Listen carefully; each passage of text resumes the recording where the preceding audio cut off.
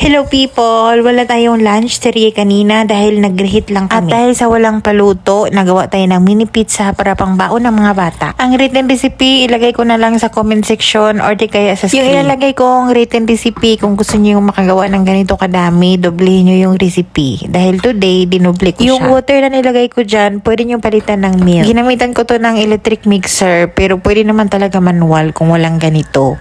And ibamasa lang natin yan pag manual ng mga 10 to 15 minutes. Dito kasi nasa 6 minutes to 7 minutes lang okay na. Dati, sobrang dami kong ginagawang mga fatire bread, mini pizza, mga ganitong tinapay na iso-store sa freezer. Dahil yung mga bata dati, yung mga alaga ko ay mga maliliit pa and mahilig yung amo ko na mag-invite ng mga friends ng mga bata. Ito yung madalas na ihahain pagka may mga batang bisita. Yung dough, paalsahin natin muna yun ng 1 hour. For the toppings, mozzarella cheese, pizza sauce, mixed veggies, olives na black. Tapos ito, za'atar, ito nilagyan ko lang ng olive oil. And hindi mawala ang beef pepperoni. And itong toppings na to, mix to ng halong cheese, mozzarella, at itong cream cheese. At lagyan ko sana ng chopped na parsley. Kaso lang wala tayong parsley, na ubusan tayo. Pero okay lang din at hindi ko naman nagamit to kanina. Kasi nga, naubusan tayo ng dough. So, dapat talaga ay pagkagagawa ng maraming tinapay, doblehin pa. Bali din, double ko yung recipe kanina, pero kulang pa din. So, maybe bukas pag sinipag, igagawa pa ko ng tinapay para sa freezer. Bala kong gawin doon ay cheese boat, parang mani-ish.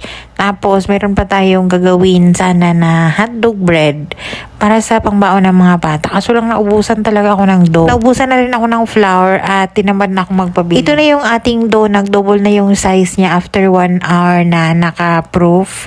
Tapos, gumamit lang ako dyan ng bowl. Yung amo ko, pinabili ko yan siguro mga 2 years ago na.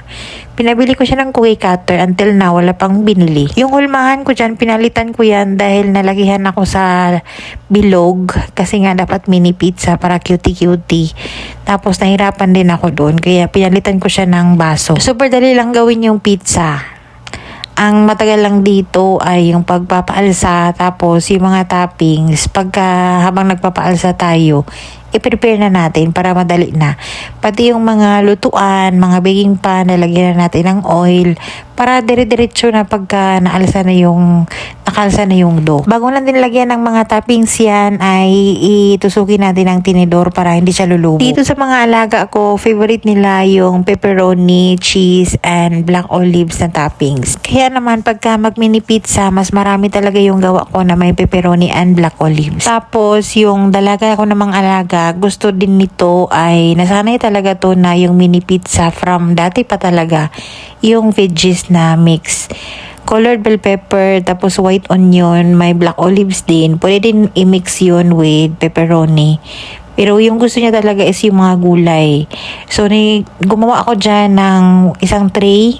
Isang tray na lang dahil siya na lang yung may favorite nito at yung amo kong lalaki, pero hindi na siya masyadong nagkakain ngayon kasi nga diet. Itong starter din, konti na lang din yung may gusto, kaya kinuntian ko lang. Naka-preheat na yung oven natin ng 350 Fahrenheit at i-bake natin yan until mag light brown yung pinaka-bottom niya. And then, pwede nating i-broil yan ng saglit lang, mga 3 minutes, ganun. Or 5 minutes. Pag naluto na to lahat, hayaan ko lang yan sa table, i-arrange ko lang, and then, it's either kukuha yung mga bata or yung mga amo ng dinner.